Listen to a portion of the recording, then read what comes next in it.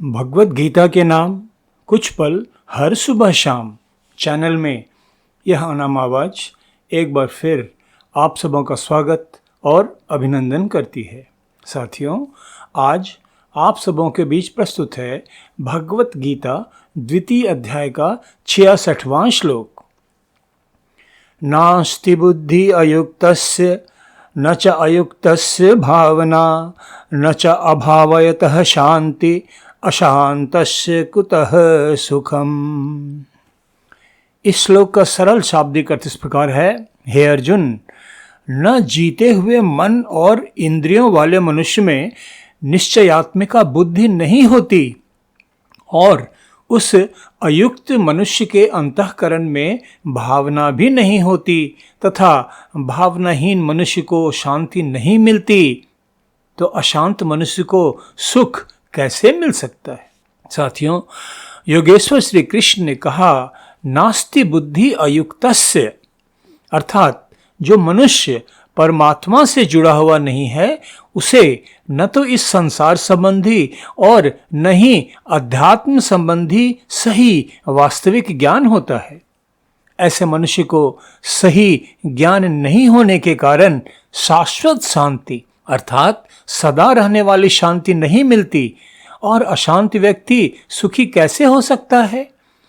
योगेश्वर श्री कृष्ण की इस बात से तो यही स्पष्ट होता है कि जो मनुष्य पर ब्रह्म अर्थात परमात्मा से युक्त अर्थात योग साधना के द्वारा जुड़ा हुआ है, योगी है, वही वास्तव में सद्ज्ञान संपन्न है, उसे ही वास्तविक ज्ञान है। और इससे यह बात भी स्पष्ट होती है कि वास्तविक सही ज्ञान तो योग। यहाँ आप सबों को सावधान करते हुए कहना चाहूँगा कि योग के वास्तविक अर्थ अर्थात आत्मा और परमात्मा के मिलन को सदा ध्यान में रखें, तो वास्तविक ज्ञान योग के माध्यम से ही प्राप्त हो सकता है। जब तक मनुष्य को सही वास्तविक ज्ञान प्राप्त नहीं हो जाता, उसका चित्त और मन तो संसार में ही भटकता रहेगा और संसार में भटकते मन को शांति कहाँ। जिस मनुष्य को शांति नहीं, वह सुखी कैसे हो सकता है। इस प्रकार हम देखते हैं कि योगेश्वर श्री कृष्ण अपने शिष्य अर्जुन के साथ साथ हम साधारण जीवों को भी संकेत दे रहे हैं कि जीवन में पूर्ण शांति और सुख के लिए योग साधना के द्वारा अपनी चेतना को परमात्मा की विराट चेतना से सदा जोड़े रखना मनुष्य के लिए अति आवश्यक है। साथियों, हम तो पिछले कई श्लोकों में यह देख ही चुके हैं कि आत्म चेतना को परमात्मा से सदा जोड़े रखने का अर्थ संसार को छोड़कर चेतना को सदा परमात्मा के ध्यान चिंतन में लगाए रखने की बात भ्रमयुक्त है। इसका वास्तविक अर्थ तो संसार की असारता को भली भांति समझकर इसके प्रति गहरी आसक्ति के भाव से मुक्त होकर अनासक्त निरपेक्ष भाव से संसार के सभी नियत कर्तव्यों का उचित पालन करते हुए आत्मचेतना को परमात्मा के ध्यान में लगाए रखना है। साथियों, हम सब विचार करें कि जिस मनुष्य की चेतना कॉन्शसनेस सदा अपने वास्तविक शुद्ध स्वरूप में ही स्थिर नहीं रहती, उसके पास तो नैसर्गिक अंतर्निहित दिव्य विवेक बुद्धि भी नहीं होती। जब तक मनुष्य की अंतर्निहित दिव्य विवेक बुद्धि जागृत नहीं होती, उसका मन चंचल ही बना रहता है और संसार के सारहीन क्षणभंगुर भोगों में भटकता रहता है।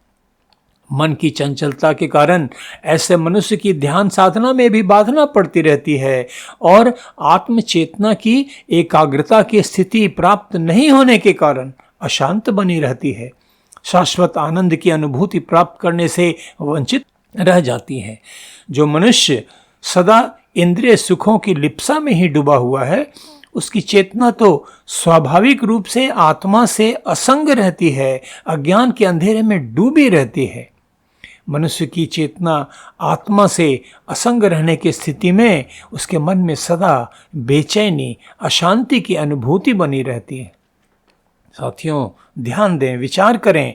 मनुष्य की बुद्धि को तो शिक्षा के द्वारा संस्कारित किया जा सकता है, किंतु मनुष्य का विवेक, अंतर्ज्ञान इंट्यूशन से ही जागृत होता है, जो आत्मचेतना के जागृत होने पर ही प्राप्त होती है।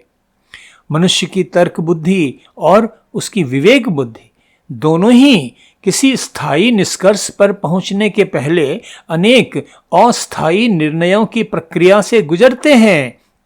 किंतु फर्क यह होता है कि मनुष्य की तर्क बुद्धि भावनाओं, इच्छाओं, जन्मजात गुणों इत्यादि से प्रभावित होने के कारण परफेक्ट नहीं होती, जबकि मनुष्य की विवेक बुद्धि अंतर्ज्ञान से उत्पन्न होने के कारण मनुष्य को सटीक परफेक्ट ज्ञान प्राप्त करने में सहायक होती है। और किसी भी परिस्थिति में ऐसा मनुष्य परफेक्ट निर्णय लेने में सक्षम होता है। इसका सबसे सरल उदाहरण हमारे समक्ष अर्जुन और श्री कृष्ण के रूप में है।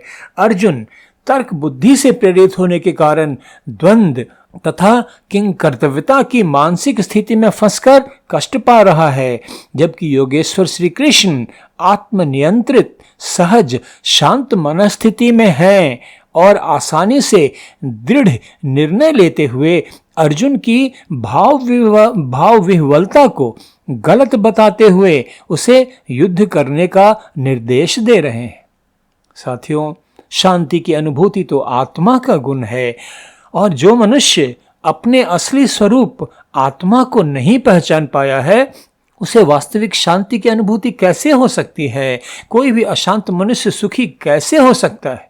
साथियों, स्थायी शांति तो आत्मा की गहराइयों से उत्पन्न होती है, और आत्मा की शांति भरी गहराइयों में उतरने का तो एक ही मार्ग है, एक ही रास्ता है। संकल्पपूर्ण योग साधना के द्वारा अपनी चेतना को परमात्मा की विराट चेतना से सतत योग की स्थिति में बनाए रखना। आनंद एक सकारात्मक अनुभूति है जिसे वास्तव में महसूस किया जा सकता है, किंतु वास्तविक आनंद की प्राप्ति के लिए मनुष्य का सतत शांत मन स्थिति में बनाए रखना अनिवार्य है। इससे मनुष्य को न केवल शाश्वत आनंद की प्राप्ति होती है, बल्कि उसकी विवेक बुद्धि भी जागृत हो जाती है, जिससे उसका सांसारिक जीवन सात्विक कर्म करते हुए व्यतीत होता है और वह सदा सुखी आनंदित रहता है। मेरे युवा साथियों, याद रखें, इस संसार में ऊंचे लक्ष्य जैसे देश के सबसे बेहतरीन स्कूलों, कॉलेजों, IIT, IIM, IAS, IPS, medical, chartered accountancy इत्यादि जैसे विशिष्ट संस्थानों में एडमिशन पाने के लिए आप कितना त्याग, कितनी तपस्या, कितनी कड़ी मेहनत करते हैं, मन पर कितना कड़ा नियंत्रण रखते हैं। तो मानव जीवन के वास्तविक लक्ष्य आत्मा से परमात्मा के योग को प्राप्त करने के लिए क्या हम सब त्याग, तपस्या नहीं कर सकते? और इसके लिए तो वास्तव में संसार को छोड़ने की भी आवश्यकता नहीं है, केवल अनासक्त होकर जीने का अभ्यास सीखने की आवश्यकता है, जो जैसा मैं बार बार कहता चला रहा हूँ, कठिन तो है, असंभव नहीं। विश्वास करें, भगवत गीता का ज्ञान आपके जीवन को पूरी तरह बदल कर रख देगा। आपका आत्मविश्वास, आपकी संकल्प शक्ति, आपकी आंतरिक प्रसन्नता, आपकी निर्णयात्मक बुद्धि, सब कुछ अद्भुत हो जाएगी। भगवत गीता का प्रतिदिन सुना हुआ एक एक श्लोक भी आपकी आत्मा की गहराइयों में उतरता चला जाएगा, और एक न एक दिन आप वास्तविक योग, परम पुरुष अरु आत्मा संधि निरंतर योग की स्थिति पाने में अवश्य सफल होंगे। आज बस इतना ही।